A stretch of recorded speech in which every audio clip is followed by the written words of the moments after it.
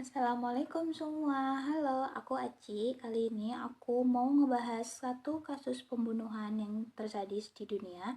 Dan kali ini itu aku mau ngebahas kasus tentang Dr. Harold Shipman. Dia dokter loh padahal, tapi bisa-bisanya dia bunuh-bunuhin orang ya. Nah ini tuh setidaknya korban dari pembunuhannya itu mencapai sampai sedikitnya itu 215 orang. Yuk kita bahas sama-sama. Dr. Harold Shipman ini memiliki nama lengkap ialah Harold Frederick Shipman.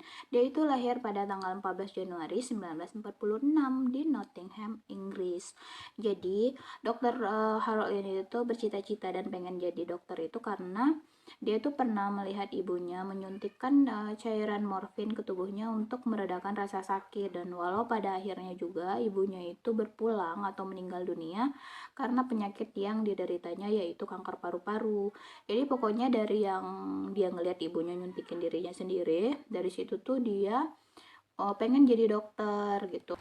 Harold ini tuh merupakan anak yang cerdas hingga pada tahun 1970 dia berhasil mendapatkan gelar kedokteran dari Universitas Leeds, dan beberapa tahun kemudian dia menjadi dokter umum di Todmorden, Lancashire, Inggris. Tapi pada tahun 1976 ya diketahui telah menulis beberapa resep palsu untuk obat yang bernama opiat petadine. Ini tuh nggak tahu obat apa. Terus itu jadi itu bikin dia kecanduan kayak obat-obat terlarang lah intinya ya. Terus itu sehingga dia tuh dipaksa keluar dari prakteknya untuk direhabilitasi. Terus setelah tempat prakteknya berhasil dipulihkan tuh, jadi dia udah bisa megang pasien lagi. Bukannya malah tobat, dia malah memulai untuk aksi kejahatannya. Jadi dia udah mulai ngasih pasien dengan obat yang dosis tinggi, dan itu rata-rata para korban yang dipilihnya itu ialah orang tua, wanita, dan pasien dengan kondisi kesehatan yang sudah mulai membaik. Gila-gilanya ini. Terus pada korban itu biasanya meninggal dalam keadaan duduk sehingga bebas menulis diagnosis palsu di catatan medisnya. Jadi dia tuh ngediagnosis sendirilah kayak gitu. Kasus ini itu mulai terungkap setelah salah satu partner kerjanya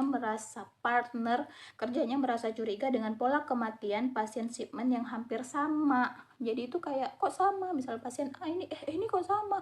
Terus pasiennya kok kayaknya pernah ada yang kayak gini, dan terus yang megang itu dokter itu gitu. Jadi dari situ tuh mulai terungkap. Nah, seperti yang aku bilang tadi, jadi kecurigaan rekan kerjanya ini tuh yang mulai bisa kasus pembunuhannya itu terungkap gitu. Jadi mulai terungkap.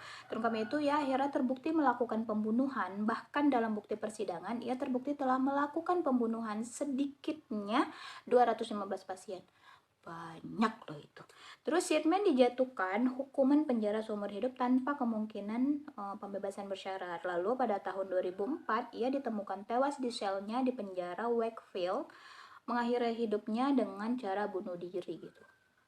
Bunuh diri ya, udah jahat bunuhin orang. Oh iya, dia itu tuh punya julukan itu Dr. Death atau The Angel of Death. Jadi kayak malaikat penjabut nyawa nggak sih jatuhnya.